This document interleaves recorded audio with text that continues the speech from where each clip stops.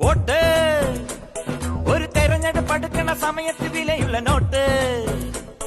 ഈ നോട്ട് വികസനമെന്ന നാലക്ഷരം ഉച്ചരിക്കാൻ പോലും കഴിയാതെ തലയിൽ മുണ്ടിട്ടോടേണ്ടി വന്ന വാർഡ് മെമ്പറും പാർട്ടിയും കുത്തഴിഞ്ഞ കോണമായി മാറിയ ഈ രാഷ്ട്രീയ കാലത്ത് ലക്ഷങ്ങളും കോടികളും മുടക്കിയതായി അടങ്കൽ തുക കാണിച്ച് ടോയ്ലറ്റിനേക്കാൾ കോലം കെട്ട ബസ് വെയിറ്റിംഗ് ഷെഡുകളിൽ ഉളുപ്പും മാനവുമില്ലാതെ കട്ടുതിന്ന തുകയുടെ ബോർഡും വെച്ച് സ്വയം അഴിമതി വീരന്മാരാണെന്ന് ജനത്തിനു മുന്നിൽ തെളിയിച്ച നാറിയ ഭരണ സംവിധാനത്തെ ഈ നാട് തുടച്ചുമാറ്റാൻ ഉറച്ച തീരുമാനത്തിൽ വിധിയെഴുതാൻ കാത്തിരിക്കുകയാണ്.